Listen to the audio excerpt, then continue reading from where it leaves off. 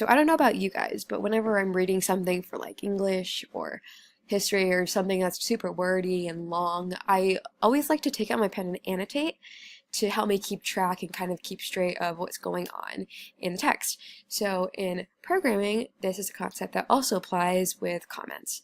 So comments are essentially ways to put little notes on your code and having it not actually being code that will execute.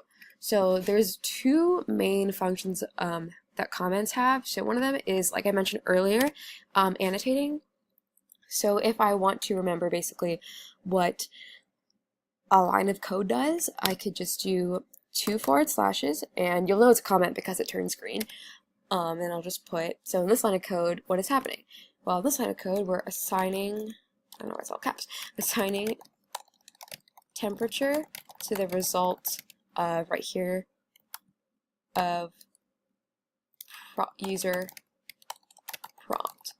So later, if I take a break and go do something else with my life and come back to it, I'm going to be like, oh, now I remember what this code does. I don't have to like sit through and kind of retrack my steps, which gets really frustrating if your code is way longer than this. So it's just a fun little tip, and it's just easier for you to figure out what's going on, or if someone else who's looking at your code wants to know what's going on, they can just read the little comments. It's kind of like a translation of all this jargon here.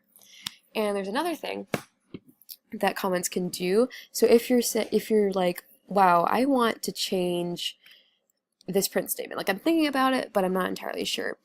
Well, with comments, if you highlight it and just press the / button, it turns into a comment, and therefore this part won't execute. So you can just try a totally new print statement like I love comments or something like that.